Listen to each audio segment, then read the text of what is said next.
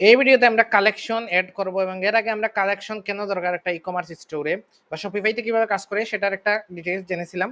কিন্তু কালেকশনগুলো তৈরি করার আগে আমরা আজকের ভিডিওর জন্য কিছু গুরুত্বপূর্ণ ক্রোম এক্সটেনশন সম্পর্কে জেনে নেই এবং সেগুলো আমাদের কাজের জন্য অ্যাড করে নেই, তাহলে আমাদের কাজ করতে এবং কাজের গতিকে বৃদ্ধি করতে এই ক্রোম এক্সটেনশনগুলো খুব বেশি হেল্প করবে। তো প্রথম যে ক্রোম এক্সটেনশন সেটা হচ্ছে, আমরা যাব এখানে গিয়ে আমরা প্রথমে লিখব যে ইমেজ ডাউনলোডার ক্রোম এক্সটেনশন। ওকে, এটার কারণ কি, যেমন আমরা এই যে আগে অথইমার্ট ওয়েবসাইট থেকে আমরা ইমেজগুলো ডাউনলোড করলাম, একটা একটা করে ইমেজ ডাউনলোড করলাম।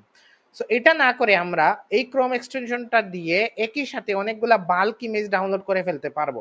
এবং অনেক সময় ক্লায়েন্টের স্টোর বা ক্লায়েন্টের কাজের সময় আমাদের এরকম প্রোডাক্ট এড করার দরকার পড়তে পারে আমাদের কোনো এক্সাম্পল সাইট থেকে, তখন আমাদের এই 1 বাই 1 যদি ইমেজ ডাউনলোড করি অনেক সময় চলে যাবে, ঠিক আছে।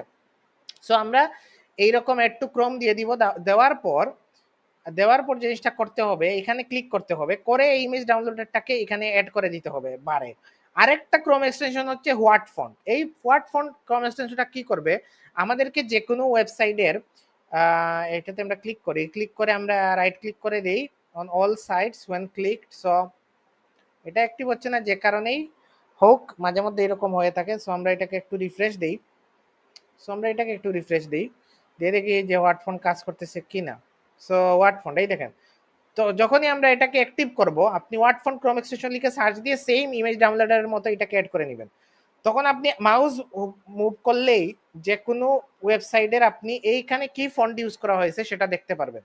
সো এটা আমাদের ক্লায়েন্টের কাজ করতে হেল্প করবে। এখন ইমেজ ডাউনলোডারের কাজটা আমরা একটু দেখি যে ক্রোম এক্সটেনশন কিভাবে কাজ করে। এর আগে আমরা আরেকটা ক্রোম এক্সটেনশন অ্যাড করে নেই, সেটা হচ্ছে কালার জিলা ক্রোম এক্সটেনশন। ওকে, এটা হচ্ছে কালার পিকারের জন্য, কালার পিক করার জন্য যে কোনো ওয়েব পেজ থেকে। সো এটা লিখে কালার জিলা লিখে আপনি সার্চ দিবেন, চলে আসবে, একটু ক্রোম দিবেন, ক্রোমে অ্যাড হয়ে যাবে। ক্লিক করেন অ্যাড এক্সটেনশন, এরপর একটু ডাউনলোডের জন্য একটু সময় নিবে, নেওয়ার পর অ্যাড হবে, এরপর ক্লোজ করে দিন। এটাতে ক্লিক করি আমরা, ক্লিক করে এটাকে আমরা এখানে অ্যাড করে দেই। এখন যদি আমরা কিসে যাই, ওই এক্সিট করি আর এইটাকে অ্যাক্টিভ করি কালার জিলাকে, তাহলে দেখেন আমি মুভ করতেছি, আমি এইখানের কালার কোডটা পেয়ে যাচ্ছি, সেটা হচ্ছে এটা ব্লু কালার। তো এরপর আমরা চাইলে ওইটাকে যে কোনো জায়গায় কপি পেস্ট করে দিতে পারবো। যখন আমরা কোনো অ্যাকচুয়াল ওয়েবসাইটকে ক্লোন করব, তখন আমরা দেখবো যে এটা আসলে কিভাবে কাজ করে।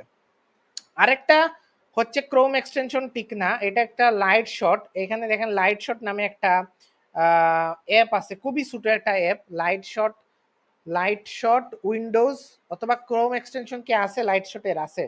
যদিও আমি এটা লাইট শটে ক্রোম এক্সটেনশন ইউজ করি না, বেশিরভাগ সময় আমি ওই অ্যাপটা ইউজ করি। আপনি এটাকেও ক্রোম এক্সটেনশন আকারে অ্যাড করে দিবেন। সো আমরা দেখি, এটাতে ক্লিক করি, ক্লিক করে এটাকেও আমরা পিন করে দেই লাইট শট। এই লাইট শটের কাজটা কি, অনেক সময় আমাদের গ্যাপগুলাকে আইডেন্টিফাই করার জন্য এই লাইট শট কাজে দিবে। যেমন এখান থেকে এইখানের স্পেসিংটা কত, 60 পিক্সেল। সো এই পিক্সেল কি, এইগুলাকে আমরা জানবো আস্তে আস্তে। যখন আমরা অ্যাকচুয়ালি ওয়েবসাইট ডিজাইন নিয়ে কাজ করবো, আমরা বুঝতে পারবো যে এই লাইট শটটা আমাদের কিভাবে হেল্প করবে। ওকে, সো এইগুলো হচ্ছে আপাতত আমাদের দরকারি। আরেকটা ক্রোম এক্সটেনশন লাগবে যখন আমরা আলি এক্সপ্রেসের কোনো প্রোডাক্ট নিয়ে কাজ করব। এখন আমরা দেখি যে ইমেজ ডাউনলোডারটা আমাদের কিভাবে হেল্প করবে। যেমন আমরা কালেকশন তৈরি করতে গেলে অনেকগুলো প্রোডাক্ট এড করতে হবে। এখন আমি অল ওয়াচেসে চলে যাব, ঠিক আছে। অল ওয়াচেসে চলে যেয়ে আমি এখানে যদি এই ওয়াচটা ওপেন করি, মনে করেন এই প্রোডাক্টটা আমি এই স্টোর থেকে আমার স্টোরে অ্যাড করব, আমাকে অবশ্যই ইমেজগুলো ডাউনলোড করতে হবে এবং এই ইমেজগুলো আমাকে 1 বাই 1 এইরকম ডাউনলোড করতে হবে। কিন্তু এই ক্রোম এক্সটেনশনে যদি এখন আমরা ক্লিক করি ইমেজ ডাউনলোড ক্রোম এক্সটেনশনে, এখন দেখেন সবগুলা ইমেজ এখানে চলে আসছে, ঠিক আছে।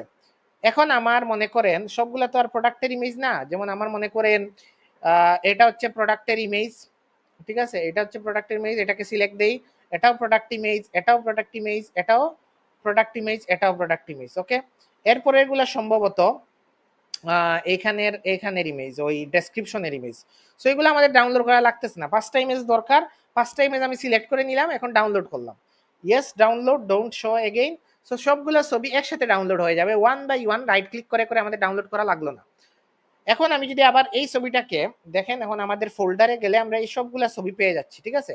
সো এই ছবির কেবি কত, 36।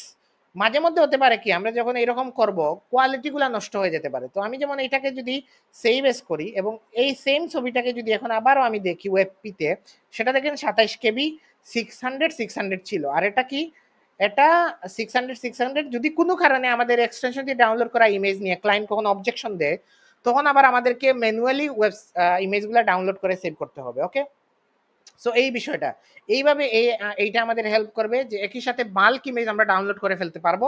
তো আমরা আমাদের কাজের প্রসেসটা কি হয়ে যাবে, একটু ফাস্ট হয়ে যাবে। সো এইগুলাই মোস্টলি আমি আমার ওয়েব কাজে ইউজ করি। আরো কিছু ক্রোম এক্সটেনশন আছে যেগুলো আমাদের পরবর্তীতে লাগবে, যার মধ্যে একটা হচ্ছে এনেবল রাইট ক্লিক।